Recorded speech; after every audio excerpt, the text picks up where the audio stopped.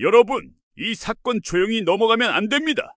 YTN 주가가 이번 주에 상한가를 찍었죠. 언론들은 일제히 법원이 사용화를 막았다라며 호들갑을 떱니다. 그런데 말입니다.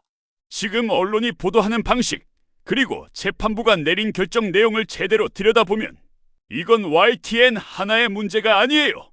대한민국 언론 구조, 행정기관의 권한, 그리고 사법부의 역할까지 한꺼번에 꼬여있는 복합적 사안입니다. 먼저 언론 보도를 보죠.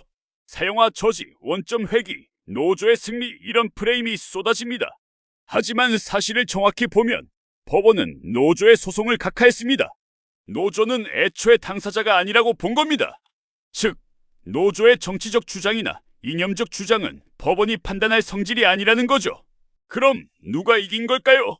바로 우리 사주조합입니다. 법원이 인정한 건 단 하나, 주주로서 보호되는 이익이 있다.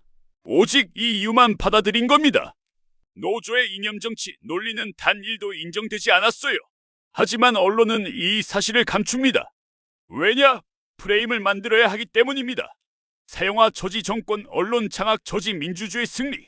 이런 말이 그래야 클릭이 나오니까요. 여러분이 언론을 신뢰하지 못하는 이유, 바로 이런 프레임 짜기 때문 아닙니까? 이제 판결 자체를 살펴보죠. 언론은 방통위 승인 취소, 이 문장 하나만 강조합니다. 하지만 이게 무엇을 의미하는지 제대로 설명해준 언론 거의 없습니다.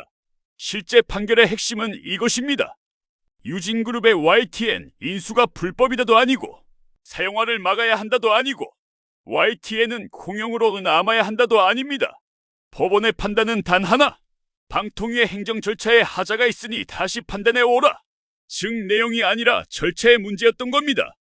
하지만 언론은 이걸 유진그룹 큰일 났다, 사유화 무효식으로 보도하니 국민들은 당연히 오해가 커질 수밖에 없죠. 더 흥미로운 건 이 판결이 YTN 지배 구조를 당장 바꾸지도 못한다는 겁니다. 대주주 지위가 박탈된 것도 아니고 YTN이 원상 복구된 것도 아닙니다. 유진그룹은 여전히 최대 주주입니다. 단지 방통위에게 절차 다시 봐라라고 한 것뿐입니다. 방통위 문제도 중요합니다. 지금 방통위는 2인 체제로 운영되고 있죠. 정족수 논란, 임명 지연, 정치적 충돌 논란이 얼마나 많았습니까? 그런데 이번 판결에서 법원은 이 핵심 쟁점을 아예 판단하지 않았습니다. 방통위 구성의 위법성 여부는 판단 대상이 아니라고 넘긴 거죠. 결국 남은 건 이것뿐입니다. 우리 사주조합의 주주 이익이 충분히 검토되지 않았다. 이 논리 하나로 결정이 뒤집힌 겁니다. 그렇다면 앞으로 어떻게 될까요? 사법부가 행정기관의 재량에 이렇게 깊숙이 개입하기 시작하면 방송사 인수합병은 100% 소송전이 됩니다. 정권 바뀌면 소송, 노조가 반대하면 소송, 주주가 반대하면 또 소송. 방송 하나 옮기려면 3년씩 재판해야 하는 나라가 되는 겁니다. 방송통신위원회는 정치적 중립성을 보장하기 위해 존재하는 독립기관입니다. 그런데 이번 판결로 인해 앞으로 방통위의 재량권은 크게 축소될 위험이 생겼습니다.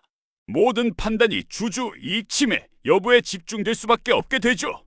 그럼 방송 공공성은 어디로 가고 정치적 독립성은 어디로 갑니까? 언론도, 노조도, 시장도 이 본질은 말하지 않습니다. 프레임 경쟁만 하고 있는 거죠. 이번 사건은 절대 단순한 YTN 인수 취소 문제로 보면 안 됩니다. 정치, 법률, 경제가 전부 얽힌 대표적 사례입니다. 진실을 알고 싶다면 언론 프레임이 아니라 판결문의 문구 하나하나를 직접 봐야 합니다. 판단은 여러분의 몫입니다. 팩트만 놓고 보십시오. 진실은 그 안에서 드러납니다.